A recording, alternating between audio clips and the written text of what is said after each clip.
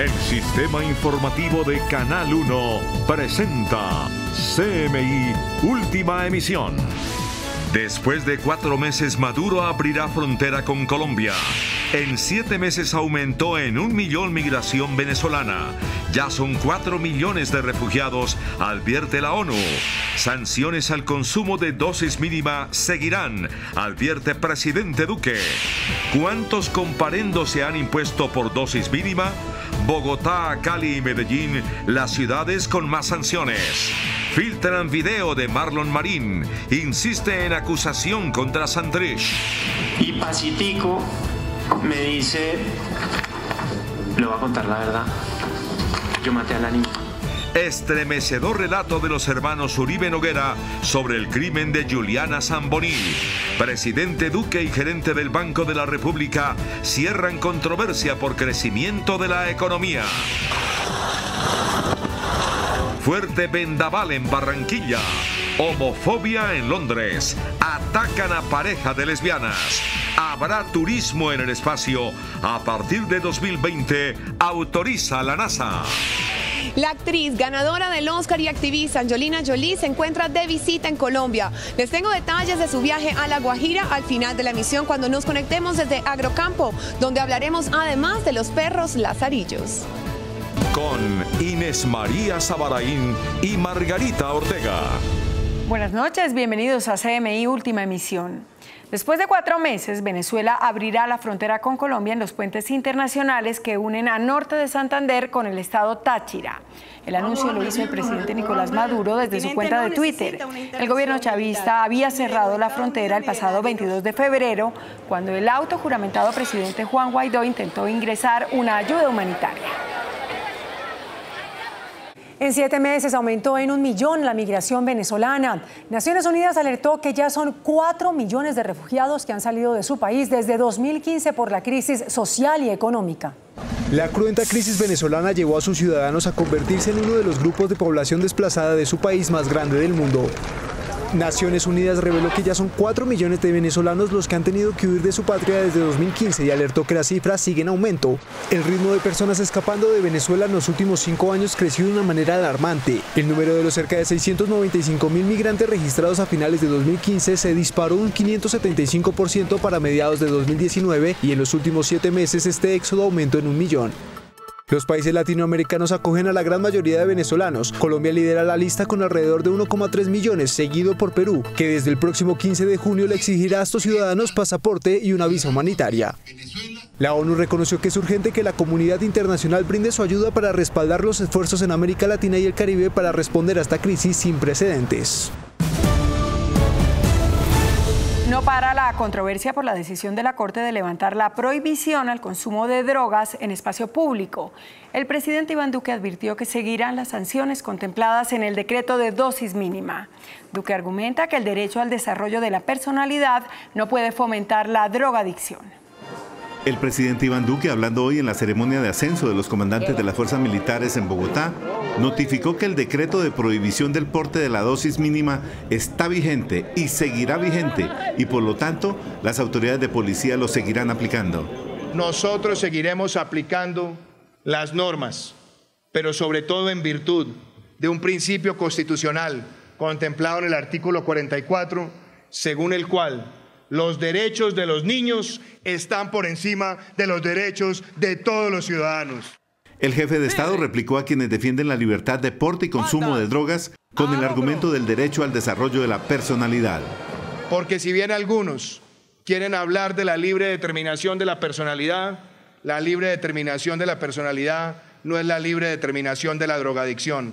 Vamos a defender la familia colombiana con todo el arrojo. El ministro de Defensa, Guillermo Botero, anunció que el gobierno hará un estudio jurídico de la decisión de la Corte y las consecuencias que pueda tener sobre el decreto de prohibición de dosis mínima. Habrá que revisar a la luz de esta jurisprudencia si el decreto se ve afectado o no se ve afectado. Pero del otro lado hay que entender que el decreto está demandado ante el Consejo de Estado y será esta institución quien en definitivas se pronunciará sobre la legalidad o no del decreto. El presidente Iván Duque dijo en tono enérgico que Colombia no se va a dejar jamás amancebar con la criminalidad y el narcotráfico. La policía reveló que 135.889 comparendos han sido impuestos por consumir licor o estupefacientes en vía pública. Las ciudades con mayor número de comparendos son Bogotá, Cali y Medellín. Además, 71.974 comparendos han sido impuestos por porte de sustancias psicoactivas. Los alcaldes de Bogotá y Medellín rechazaron la decisión de la Corte que levanta la prohibición del consumo de drogas en espacios públicos. El alcalde Enrique Peñalosa asegura que el fallo de la Corte Constitucional facilita la distribución de sustancias psicoactivas y deja felices a los mafiosos. Realmente sería bueno que la Corte, antes de tomar decisiones por allá en su Torre de Marfil, hablara con la gente que tiene que estar en la calle. Federico Gutiérrez, alcalde de Medellín, también rechazó el fallo afirmando que primero prevalecen los derechos de los niños. Que revisen, que garantizar unos derechos de unos no puede ir en contravía de los derechos de la gran mayoría y en especial no puede ir en contravía de los derechos de los niños de Colombia. Bogotá y Medellín son de las ciudades que mayor consumo de drogas registran en el país. En el Congreso hay opiniones encontradas. Mientras algunos parlamentarios aseguran que el fallo de la Corte Constitucional es una salida en falso, otros opinan que la reglamentación es la salida al vacío jurídico que existe sobre el tema. Para el Centro Democrático, partido de gobierno, la Corte se equivoca al privilegiar una minoría. Estamos todos desconcertados, nos parece que es una salida en falso de la Corte Constitucional que termina privilegiando a consumidores de drogas o consumidores de licor y no lo hace en defensa de nuestros niños y los jóvenes, que principalmente son los usuarios de espacios como este. Cambio Radical le apuesta a la reglamentación desde una ley. La solución pasa por el proyecto de ley de Rodrigo Lara, que establece zonas rojas para prohibir el consumo y el porte de drogas en espacios públicos como parques o entornos de colegios. Enviamos un mensaje de tranquilidad al país y un llamado al Senado de la República para que debata muy juiciosamente este proyecto de ley y lo volvamos ley de la República. La izquierda reitera que se debe tratar el problema como una enfermedad. Saber que un consumidor es diferente, el que consume marihuana, que el que consume bazuco, el que consume cocaína, y eso la ciencia nos da los elementos suficientes para decir hay un tratamiento diferencial. El senador conservador David Barguil impulsa una papeleta en las próximas elecciones para que sea la ciudadanía la que decida sobre el tema. Marlon Marín, testigo de la DEA que está detenido en Estados Unidos, aseguró que Jesús Santrich fue la persona que cerró el negocio para el envío de 10 toneladas de cocaína, según reveló el diario El Mundo de España. La declaración de Marín, que es analizada por la Corte Suprema de Justicia, fue divulgada este viernes y en ella se reiteran las denuncias hechas contra el ex jefe guerrillero Jesús Santrich, quien es señalado de idear un plan para enviar 10 toneladas de cocaína a Estados Unidos. ¿Quién adquirió la sustancia estupefaciente? ¿Quién vendió la sustancia estupefaciente a los mexicanos?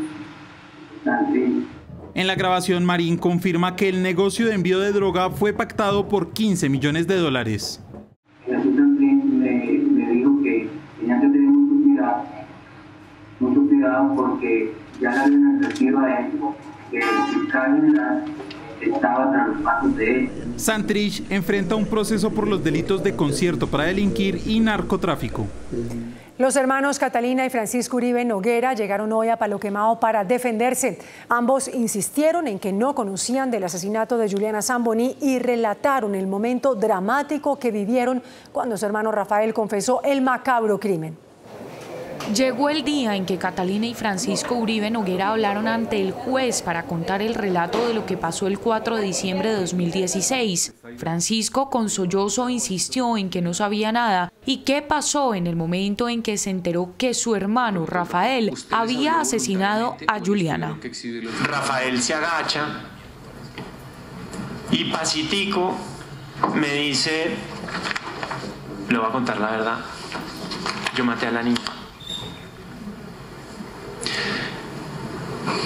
¿Y si la vida se me había puesto al revés?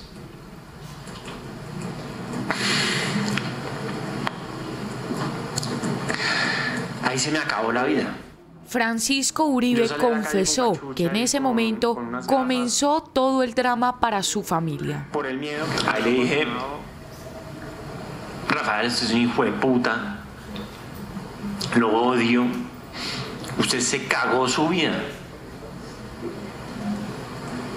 y se va a morir en la cárcel.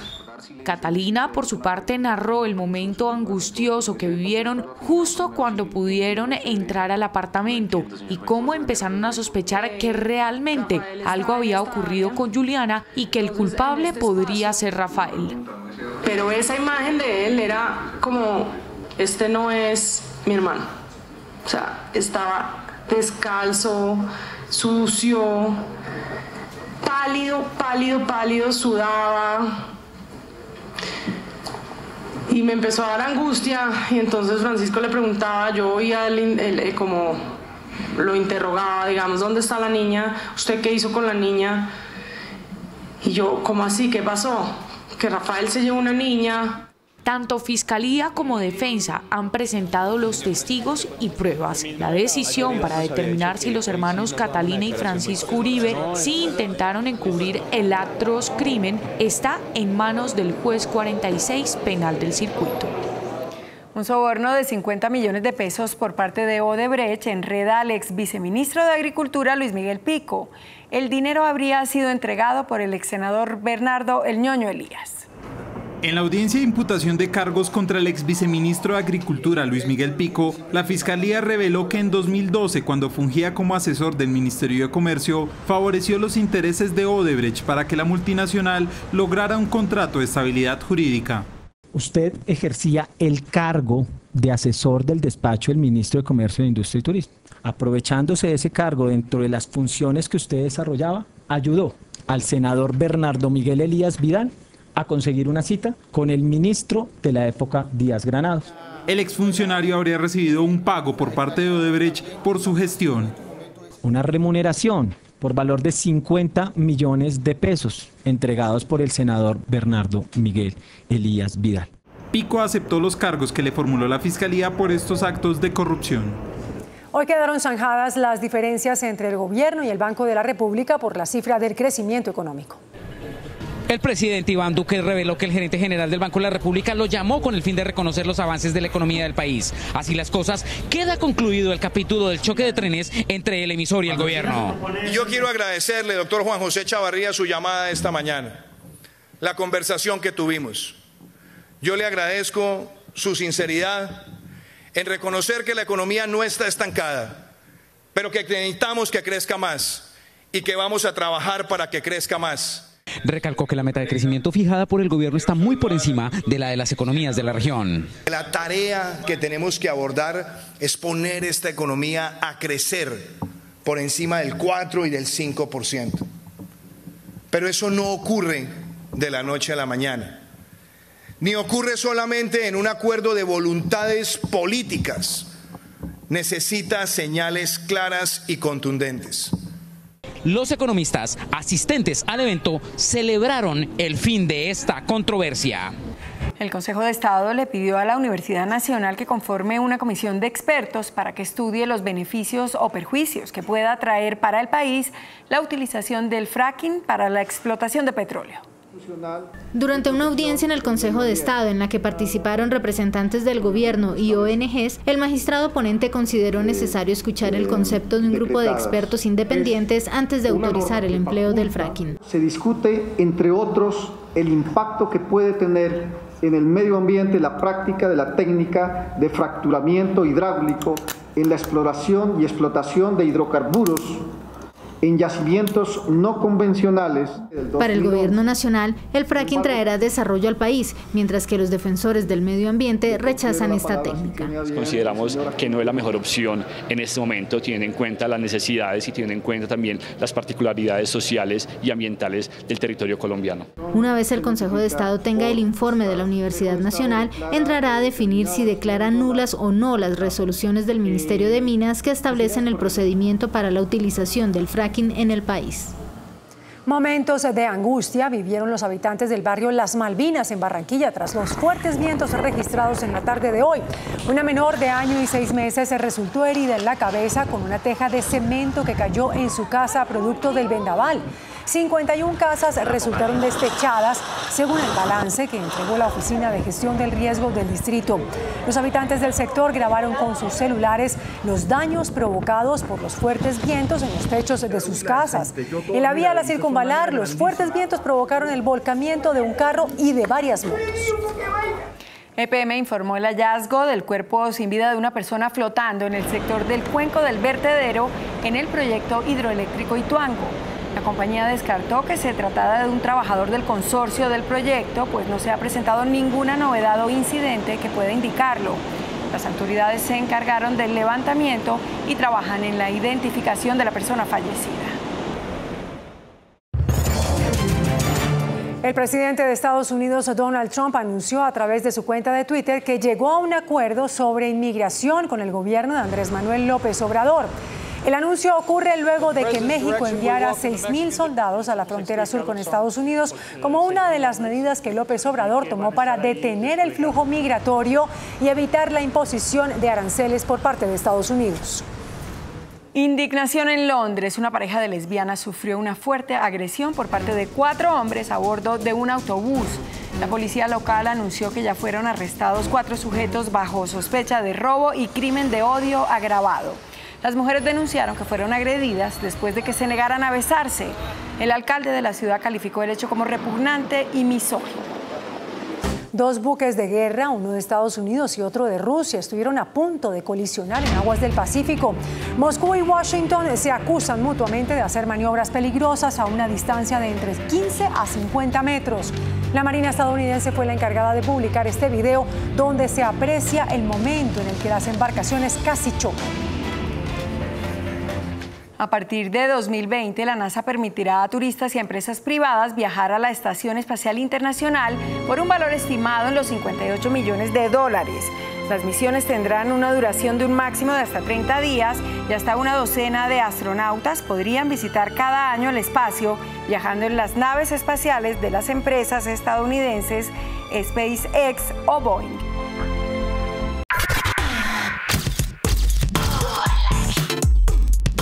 Hola, muy buenas noches para todos. Gracias por acompañarme aquí en CMI Última Emisión. Iniciamos las noticias del entretenimiento con la visita de Angelina Jolie a nuestro país. La activista y actriz llegó hasta La Guajira para conocer de primera mano la situación de los migrantes venezolanos. La actriz estadounidense, quien es enviada especial de ACNUR a La Guajira para conocer la respuesta humanitaria a la llegada de población venezolana, refugiada e inmigrante, aterrizó en un vuelo charter en el aeropuerto Almirante Padilla de Riohacha a las 8:10 de la mañana. Pese al hermetismo en torno a su visita, algunos curiosos lograron estas imágenes que confirman su llegada a la invasión Brisas del Norte, donde permanecen unas 310 familias migrantes venezolanas y colombianas que han retornado luego de la crisis en el vecino país. En este sector, que tiene 5 años de fundado, dialogó con algunos de sus habitantes, a quienes les preguntó a través de un intérprete sobre las condiciones en las que viven. Sobre el mediodía, Angelina visitó el Centro de Atención al Refugiado Inmigrante de la capital Guajira, recién inaugurado por el canciller Carlos Holmes Trujillo, que cuenta con una capacidad para 180 familias, donde tuvo un encuentro muy especial con los niños. Luego del recorrido salió ante la mirada de cientos de curiosos y al percatarse de la presencia de algunos menores, se acercó a saludarlos. En todo momento se le vio acompañada de la alta comisionada adjunta del ACNUR, Kelly Clements, quien también la acompañará en las reuniones que sostendrá con el gobierno colombiano y varias organizaciones que contribuyen en la respuesta humanitaria ante el éxodo de ciudadanos venezolanos. La actriz mañana muy temprano se trasladará al municipio fronterizo de Maicao, donde visitará el Centro de Atención Integral a Migrantes. Posteriormente se reunirá con algunas autoridades locales y a eso de las 3 de la tarde ofrecerá una rueda de prensa para medios de comunicaciones, donde entregará un balance de lo que ha sido su visita a este departamento. Por hoy me despido, les deseo a todos un feliz fin de semana, que sueñen bonito. Gracias por acompañarme. Hasta aquí CMI Última Emisión. No se pierda de lunes a viernes a las 11:30 de la mañana CMI Primera Emisión. Solo por el Canal 1.